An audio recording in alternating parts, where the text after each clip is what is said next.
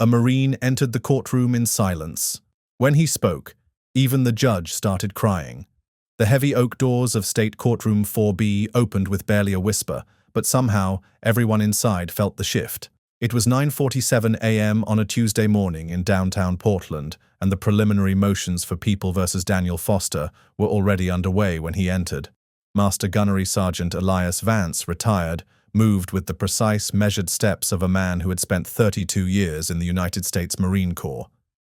At 58, his salt and pepper hair was cropped to regulation length, his face carved with lines that spoke of desert sun and sleepless nights standing watch. The charcoal suit he wore was immaculate, pressed to knife-edge perfection, but no civilian clothing could hide what he was. His bearing, the way his eyes swept the room in a tactical assessment, the controlled stillness of his movements, everything about him screamed Marine. He said nothing to anyone, didn't nod to the bailiff, didn't acknowledge the scattered spectators.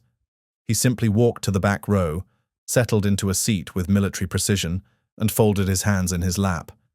His grey eyes fixed forward, taking in everything, the worn carpet, the faded state seal behind the judge's bench, the nervous energy radiating from the defendant's table. Judge Elizabeth Potter, 63 years old and tough as leather from 28 years on the bench, noticed him immediately. She had presided over thousands of cases, drug dealers and corporate executives, domestic disputes and capital murder trials, and she could read a room like a book. This man didn't belong to the usual cast of characters that populated her courtroom. He wasn't family, wasn't law enforcement, wasn't a social worker or probation officer. He was something else entirely. At the defendant's table sat 19-year-old Daniel Foster, and he was everything Judge Potter had seen 1,000 times before. Slumped shoulders, cheap suit that hung on his thin frame like borrowed clothes, dark hair that hadn't seen a decent cut in months, falling across eyes that held equal parts anger and defeat. His court-appointed attorney, Marcus Webb, a dedicated public defender with more cases than hours in the day, leaned over occasionally to whisper something that Danny ignored. The charges were straightforward: aggravated assault in the second degree. The prosecution alleged that on the night of March 15th, Danny Foster had brutally beaten another patron at O'Malley's pub, sending 26-year-old Trevor Hansen to the hospital with a concussion, broken ribs, and a fractured orbital bone. Security footage was clear. Witnesses were abundant. It was the kind of case that should have been settled with a plea bargain weeks ago. But Danny Foster wasn't talking. Not to his lawyer, not to the court-appointed counselor, not to anyone. He just sat there, day after day, radiating a hostility that kept everyone at arm's length. District Attorney Sarah Kellerman was methodical in her presentation. At 42, she had built her reputation on thorough preparation and emotional restraint. She laid out the state's case with surgical precision. "Ladies and gentlemen of the jury," she began, her voice carrying clearly through the courtroom. "The facts in this case are not in dispute. On the evening of March 15th, the defendant, Daniel Foster, entered O'Malley's pub on Southeast Division Street. According to multiple witnesses, he appeared agitated from the moment he walked through the door." She clicked a remote, and the courtroom's old projection screen flickered to life with grainy security footage. At approximately 10:23 p.m., you can see Mr. Foster approach the victim, Trevor Hansen, who was sitting at the bar with friends, celebrating a promotion at work. The silent footage showed Danny walking with purpose toward a group of young professionals. Even in black and white, even without sound, the tension was visible. "What happens next," Kellerman continued, "is captured clearly on camera. Without provocation, without warning, the defendant strikes Mr. Hansen in the face with a closed fist. When Mr. Hansen falls to the ground, the defendant continues his assault, kicking him repeatedly in the ribs and torso." Judge Potter watched the footage impassively, but several jurors winced as they watched the one-sided beating unfold. The attack lasted less than 30 seconds, but it was vicious and relentless. "It took 3 patrons and the bouncer to pull Mr. Foster off his victim," Kellerman said. "By then, Mr. Hansen was unconscious and bleeding from a head wound that would require 16 stitches to close." In the back row, Master Gunnery Sergeant Vance watched without expression, his hands still folded, his posture unchanging. But his eyes, those steel-grey eyes that had seen combat in Iraq and Afghanistan, missed nothing. Public defender Marcus Webb did his best with an impossible case. At 35, he had been handling court appointments for 8 years, and he genuinely cared about his clients. But Danny Foster was making it nearly impossible to mount any kind of defense. "Mr. Foster," Webb had pleaded during their most recent jail meeting, "you have to give me something to work with. What happened that night? Why did you attack this man? Was there some kind of altercation beforehand?" Danny had stared at the concrete wall of the interview room. "Doesn't matter." "It absolutely matters. The prosecution is painting you as a violent thug who attacked an innocent man for no reason. Is that what happened?" "I hit him. He went down. That's what happened." "But why?" "Danny, they're talking about 5 to 8 years in state prison. Your whole life." "Don't have a life," Danny had muttered, and that was the end of the conversation. Now, watching his client sit motionless at the defendant's table, Webb felt the familiar weight of a case he couldn't win. The evidence was overwhelming. His client wouldn't cooperate. The victim was sympathetic. It was a prosecutor's dream and a defense attorney's nightmare. The state called its first witness, Trevor Hansen himself. At 26, Hansen was everything Danny Foster wasn't. College-educated, employed at a prestigious marketing firm, well-dressed and articulate. He took the stand with the careful movements of someone still recovering from significant injuries. "Mr. Hansen," D.A. Kellerman began, "can you tell the court about the events of March 15th? Hansen cleared his throat, his voice still slightly hoarse. "I was at O'Malley's with co-workers, celebrating my promotion to senior account executive. We'd been there maybe 2 hours, just having drinks, talking, laughing, normal stuff." "Had you ever seen the defendant before that night?" "Never. I had no idea who he was." "Can you describe what happened when he approached you?" Hansen shifted uncomfortably in his chair. "I was sitting at the bar, and suddenly someone grabbed my shoulder and spun me around. I found myself looking at this kid, angry, intense. Before I could even ask what was wrong, he punched me in the face." "Did you say anything to provoke this attack?" "Nothing. I didn't even have time to speak." "What do you remember after that?" "Falling backward, hitting the floor. Then pain. In my ribs, my back, my head. I remember thinking I was going to die. The kicks just kept coming." Judge Potter leaned forward slightly. "Mr. Hansen, I know this is difficult, but can you describe your injuries?" Hansen touched his face unconsciously, where a faint scar still marked his left cheek. "Concussion that kept me out of work for 3 weeks. 4 broken ribs. Fractured orbital bone that required surgery. The doctors said if the kicks had been positioned differently, I could have suffered permanent kidney damage." The courtroom was silent, except for the scratching of the court reporter's fingers on her machine. Several jurors were staring at Danny with undisguised disgust. Marcus Webb's cross-examination was gentle but necessary. "Mr. Hansen, I'm sorry for what happened to you. No one deserves that kind of violence, but I need to ask, do you remember anything about the conversations you and your co-workers were having that night?" "Objection," Kellerman said immediately. "Relevance?" "I'm trying to establish the atmosphere in the bar that evening, Your Honor." Judge Potter considered. "I'll allow it, but keep it brief, Counselor." Webb nodded. "Mr. Hansen, were you and your friends discussing anything in particular?" Hansen frowned, clearly trying to remember. "Work stuff, mostly. Sports. I think someone mentioned the Trailblazers game." "Anything else?" I honestly don't remember. It was just casual conversation." Webb made a note, knowing he wasn't getting anywhere, but having to try. The cross-examination lasted 10 minutes and accomplished nothing except making the victim look even more sympathetic. The prosecution's case continued with ruthless efficiency. The bouncer who had helped break up the fight testified about Danny's apparent rage and the difficulty they'd had restraining him. The paramedic who had treated Hansen described injuries consistent with a sustained, brutal assault. The investigating officer read from his report in a flat, professional tone that somehow made the violence sound even more senseless. Through it all, Danny Foster sat motionless, staring at a spot on the table in front of him. He showed no emotion, no remorse, no recognition that his future was being decided around him. He looked, Judge Potter thought, like a young man who had already given up on himself. And in the back row, Master Gunnery Sergeant Elias Vance watched it all with the patience of a sniper waiting for the perfect shot. The security footage was played 3 more times for the jury, once at regular speed, once in slow motion, once with the prosecution's expert witness pointing out specific moments of impact. Each viewing made Danny look worse, more savage, more irredeemable. "Ladies and gentlemen," D.A. Kellerman said during her opening statement, "this is not a complicated case. You will see clear video evidence of an unprovoked, brutal assault. You will hear from the victim about his injuries and trauma. You will hear from witnesses who saw the defendant's rage and violence firsthand.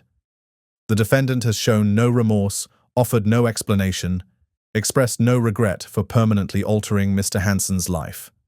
She paused, letting her words sink in. "The state will prove that Daniel Foster is exactly what he appears to be, a violent young man who represents a danger to our community. We ask you to hold him accountable for his actions." Webb's opening was brief and largely ineffective. Without his client's cooperation, he could only ask the jury to keep an open mind and consider that there might be more to the story than what appeared on the surface. But even he sounded unconvinced. The trial moved quickly. The prosecution had built an airtight case, and the defense had virtually nothing to counter with. By the second day, it was clear to everyone in the courtroom that Danny Foster was going to prison. Everyone except the silent Marine in the back row.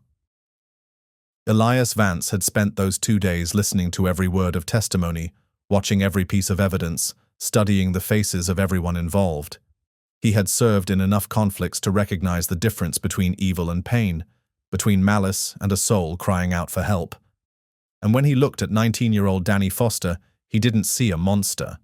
He saw a boy who had been drowning for years, and no one had bothered to throw him a rope. On the morning of the 3rd day, with closing arguments scheduled to begin after lunch, Marcus Webb made a decision that surprised everyone, including himself. "Your Honor," he said, rising from the defendant's table, "the defense would like to call a character witness." D.A. Kellerman immediately stood. "Objection. We've completed the evidentiary phase. No character witnesses were listed." "Your Honor," Webb interrupted, "this is a witness I only became aware of yesterday evening. I believe his testimony is crucial to understanding the full context of this case." Judge Potter looked skeptical. "Counselor, you know the rules about witness lists. What exactly are you trying to pull here?" Webb glanced back at the silent figure in the back row.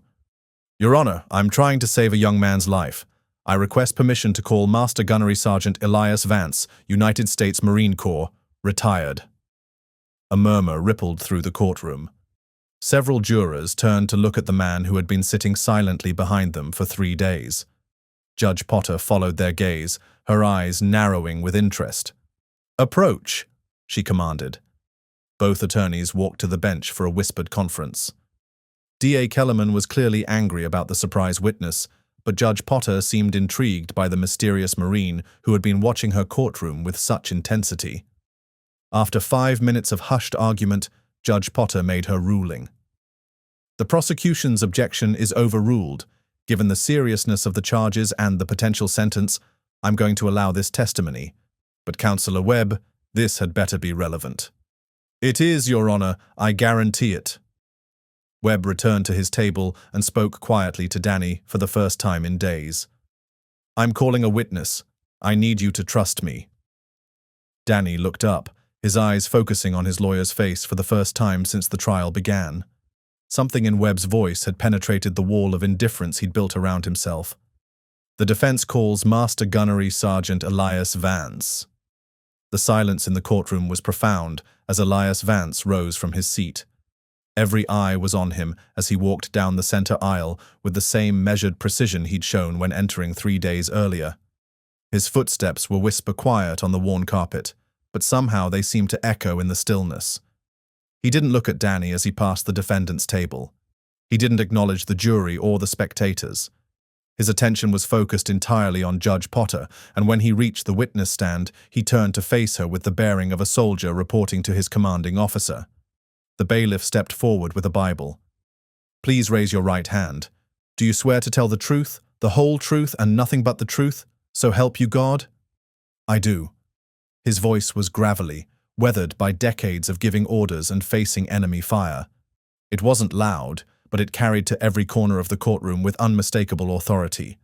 Marcus Webb approached the witness stand, suddenly feeling the weight of the moment. In his 8 years as a public defender, he had never gambled everything on a single witness whose testimony he hadn't previewed. But something about the Marine's presence in his courtroom, the way he'd watched Danny with such intensity, told Webb that this man had answers. "Sir, would you please state your name and occupation for the record?" Elias Vance sat ramrod straight in the witness chair, his hands resting calmly on the armrests. "Master Gunnery Sergeant Elias James Vance, United States Marine Corps, retired. I served 32 years active duty with deployments to Iraq, Afghanistan, and Somalia."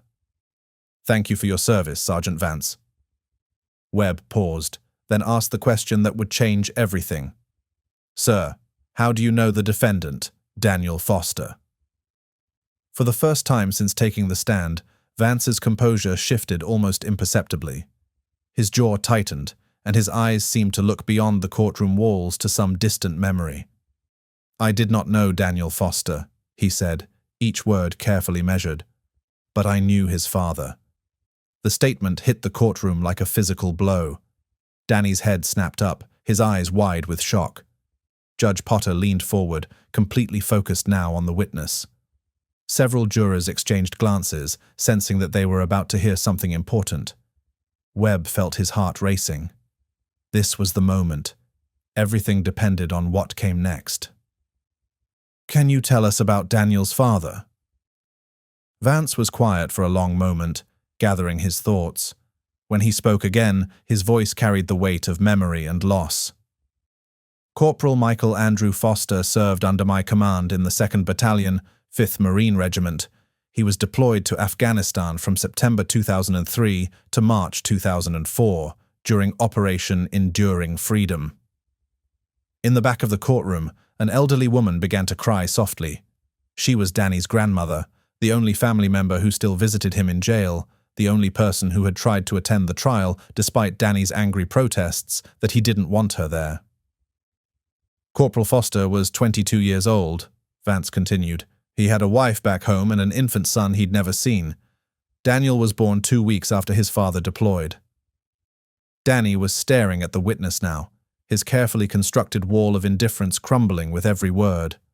No one had ever told him these details about his father. His mother had died when he was 7, and the few relatives who'd raised him afterward had never wanted to talk about the man who'd left them with a fatherless boy to raise. "What kind of Marine was Corporal Foster?" Webb asked. "He was—" Vance paused, searching for the right words. "He was everything we tried to train them to be. Brave, loyal, dedicated to his brothers. He volunteered for every dangerous patrol, every night mission, not because he was reckless, but because he understood what it meant to serve." Judge Potter found herself leaning forward, drawn into the story despite herself. In 28 years on the bench, she had heard countless character witnesses testify about defendants, but there was something different about this testimony. The Marine's voice carried an authenticity that couldn't be faked. "Can you tell us about the circumstances of Corporal Foster's death?" Webb asked quietly. Vance's hands tightened almost imperceptibly on the armrests of the witness chair. This was the part he'd replayed in his mind 1,000 times, the memory that had haunted him for 20 years. "March 8th, 2004, he began, his voice steady but softer now. "We were conducting a patrol in the Kunar province near the Pakistani border. Intelligence suggested insurgent activity in a small village about 15 clicks from our forward operating base." The courtroom was absolutely silent. Even the court reporter seemed to be holding her breath as she transcribed the testimony. "The patrol was routine until we reached the village. As we were conducting house-to-house searches, someone triggered an IED, an improvised explosive device. The blast killed our point man instantly and wounded 3 others." Vance closed his eyes briefly, seeing it all again with painful clarity. In the chaos that followed, we came under small arms fire from multiple positions. We were pinned down, wounded Marines scattered across 50 meters of open ground. One of the wounded was Lance Corporal Peters, 19 years old, from Ohio. He'd taken shrapnel in his legs and couldn't move. Danny was crying now, silent tears streaming down his face as he heard the story of a father he'd never known. The firing was too intense for any of us to reach Peters safely. He was bleeding out in the middle of the kill zone, calling for help. That's when Corporal Foster made his decision. Vance's voice grew quieter, forcing everyone in the courtroom to strain to hear him. Against direct orders, Michael Foster left cover. He low-crawled 30 meters through enemy fire to reach Peters. He dragged that boy behind a concrete barrier, used his own body to shield him from the incoming rounds. The witness paused, his composed facade beginning to crack. That's when the second IED detonated. Someone had placed it specifically to target anyone who tried to help the wounded. The blast threw both Marines against the wall, but Foster had positioned himself between Peters and the explosion. Judge Potter felt something she hadn't experienced in years of presiding over difficult cases, tears gathering in her eyes. She blinked them back, maintaining her professional composure, but she could feel her emotional walls crumbling. Lance Corporal Peters survived, Vance continued. He lost his left leg below the knee, but he survived. He went home to his family, finished college, became a teacher. He has 3 children now. And Corporal Foster? Webb asked, though everyone in the courtroom already knew the answer. Corporal Michael Foster died in my arms 23 minutes later. The silence that followed was profound. Danny was sobbing openly now, 20 years of grief and loss finally finding release. His grandmother in the back row wept for the son-in-law she'd never properly mourned, for the grandson who'd grown up without knowing what kind of man his father had been. "Sergeant Vance," Webb said gently, "did Corporal Foster say anything before he died?" Vance looked directly at Danny for the first time since taking the stand. When he spoke, his voice was thick with emotion. His last words weren't about glory or honor or serving his country. They were about the son he'd never met. He made me promise to tell his boy that his daddy was brave, that he died trying to save someone else's life. He made me promise to tell Daniel to be a good man. The witness stand was silent for a long moment. When Vance spoke again, his voice was barely a whisper. "I failed him. I wrote the letter to his widow. I attended the funeral. I saluted the flag on his coffin. But I never followed through on the promise that mattered most. I never checked on the boy. I let the promise I made to a dying hero fade into just another war story." Judge Potter was openly crying now, tears streaming down her face as she watched this decorated Marine bare his soul in her courtroom. In the jury box, several jurors were wiping their eyes. "When did you learn about Daniel's situation?" Webb asked. 3 days ago. I read about the trial in the newspaper. The name Foster caught my attention, and when I saw Daniel's age, I realized I had found the son of the Marine who died in my arms. Vance turned his attention back to Judge Potter, his voice gaining strength. "Your Honor, I spent 3 days in this courtroom listening to testimony about a violent young man who attacked an innocent person. But I also spent those 3 days watching Daniel Foster, and I recognized something in him that I'd seen before. In Iraq, in Afghanistan, in young Marines who were carrying more pain than they knew how to handle." The witness paused, gathering his thoughts.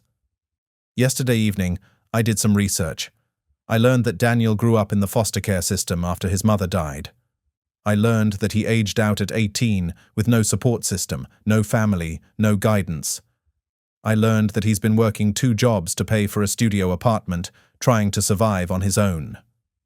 D.A. Kellerman started to rise with an objection, but Judge Potter silenced her with a look. "I also learned," Vance continued, "about what happened at O'Malley's pub that night. Not just the assault, but what led up to it." Danny looked up sharply, confusion replacing the grief on his face.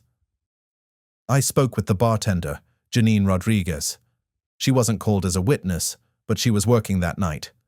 She told me that before the assault, Mr. Hansen and his friends were having a loud conversation about a military memorial display near the bar. Mr. Hansen was making jokes about the medals, calling servicemen suckers for risking their lives for low pay. A gasp went through the courtroom. Trevor Hansen, still in the gallery, shifted uncomfortably in his seat.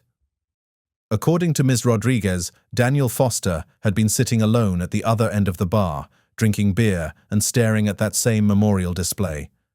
She said he looked like he was in pain, like those medals meant something personal to him. Vance's voice grew stronger, more authoritative. Daniel Foster didn't attack Mr. Hansen because he's a violent thug. He attacked him because a stranger was mocking the sacrifice that cost him his father. He was defending the honor of a man he never got to know, a hero whose story no one had ever told him. The courtroom erupted in whispers, but Judge Potter gavelled for silence. "That doesn't excuse the violence," Vance said firmly. Corporal Michael Foster would never have wanted his son to solve problems with his fists. But it explains it. This boy has been carrying a hole in his soul for 20 years, a hole that I should have helped fill. He's been angry and lost and alone, with no one to tell him that his father was a hero, that he came from strength and honor and sacrifice. Master Gunnery Sergeant Elias Vance looked directly at Judge Potter, his eyes bright with unshed tears. "Your Honor, I failed Corporal Foster's son once. I won't fail him again. Whatever sentence this court imposes, I want to be part of the solution.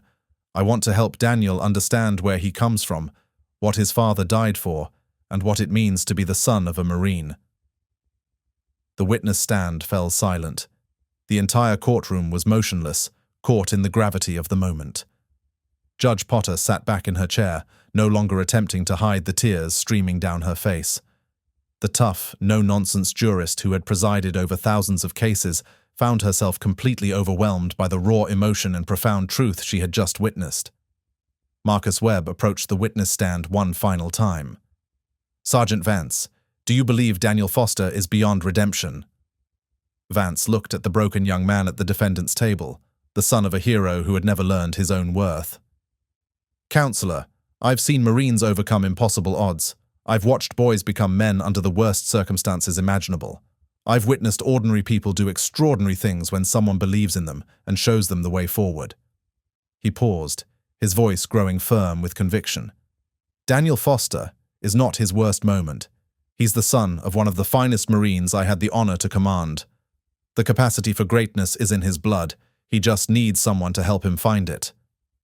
The defense rested. D.A. Kellerman's cross-examination was brief and ineffective. How could she attack a decorated Marine's testimony about a fallen hero?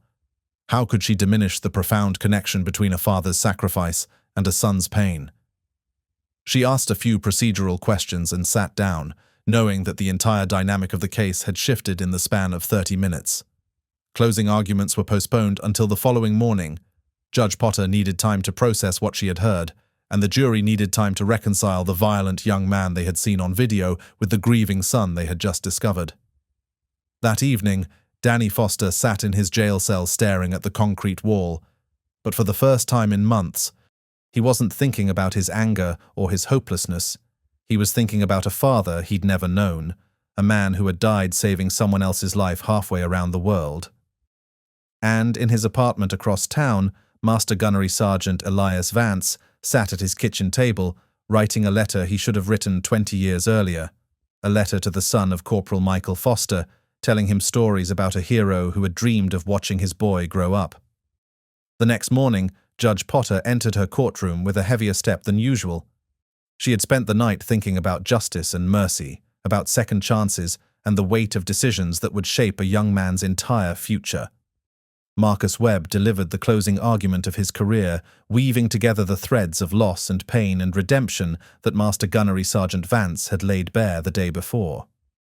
He didn't excuse Daniel's actions, but he provided context that transformed them from senseless violence into the desperate act of a broken soul crying out for connection to something larger than himself. D.A. Kellerman's closing was professional, but hollow.